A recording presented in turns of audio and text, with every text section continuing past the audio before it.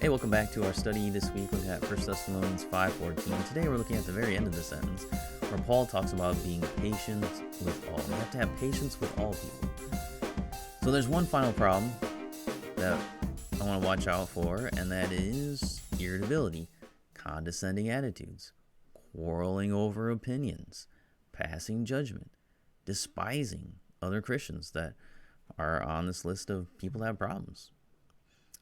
Maybe they don't. Maybe there's people who don't fit into those categories. At least right now, that can change. But they want to repay evil for evil against their brother. They won't rejoice and give thanks for the sister that needs help. They quench the spirit instead of being used by him to help those who are in need, to bring the comfort that he's given to them to other people. So what's the answer to this? Well, the answer for this is patience. With all of them, be patient, he says. All of who? Well, all the church, right? Everyone? Yes, everyone.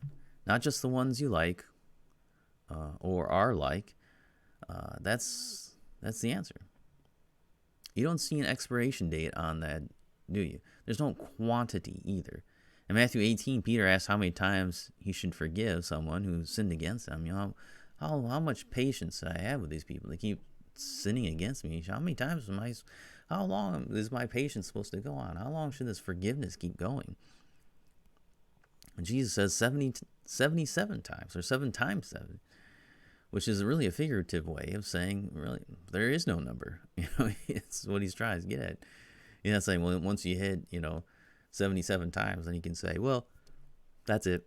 I'm done forgiving. No, what he's saying, because Paul's asked, should it be 7 times? Like 77 times.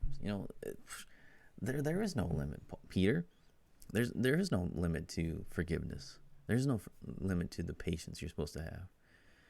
Patience says there is no limit to forgiveness. That's what patience does. Patience allows us to take the arrows from our fellow believers and then rebuke them in love. Patience allows us to encourage those who are overwhelmed. Patience allows us to help the weak. Without patience, we're all but useless in the church. We have to have patience if we're going to be in the church. Remember that patience is the fruit of the Spirit, or a sign of His indwelling you. So if you don't have this patience and it's not growing, it's not there at all, then you're missing one of the fruit of the Spirit. And if the Spirit is there, His fruit's there. It's got to be there, because He's there, right? If He's not there, then you won't have the fruit. If you're missing fruit, then maybe the Spirit's not in you.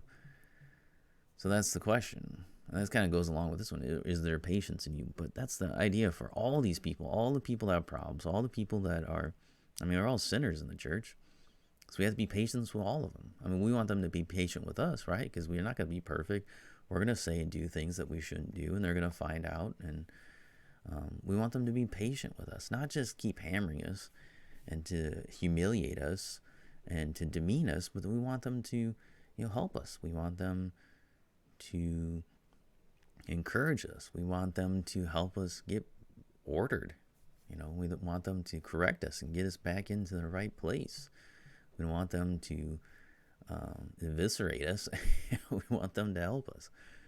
So patience does that. If you don't have patience, then you're just going to be like a wrecking ball in the lives of these people, and you won't be any good in the church. But if you are patient, then you can be very valuable in the church. So that's the end of our study for today. Come back next time for the conclusion.